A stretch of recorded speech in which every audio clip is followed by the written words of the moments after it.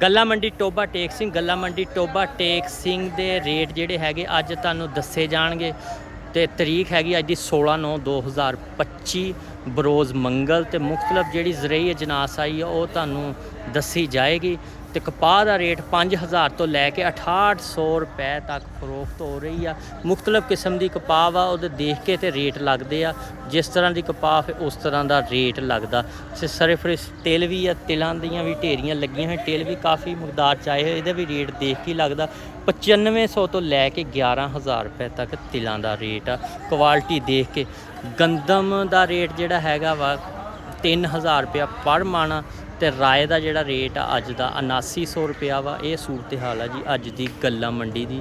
ਤੇ ਮੁਖਤਲਫ ਜਿਹੜੀ ਸੂਰਤ ਹਾਲ ਆ ਉਹ ਤੁਹਾਨੂੰ ਦੱਸ ਦਿੱਤੀ ਗਈ। ਜਿਹੜੀ ਜ਼ਰਈ ਅਜਨਾਸ ਅੱਜ ਆਈ ਆ ਉਹ ਵੀ ਤੁਹਾਨੂੰ ਦੱਸ ਦਿੱਤੀ ਗਈ। ਜੇ ਕੰਮ ਦੀ ਜੋ ਸੂਰਤ ਹਾਲ ਆ ਉਹ ਵੀ ਤੁਹਾਨੂੰ ਦਿਖਾ ਦਿੱਤੀ ਗਈ ਆ। ਜੇ ਵੀ ਸੂਰਤ ਹਾਲ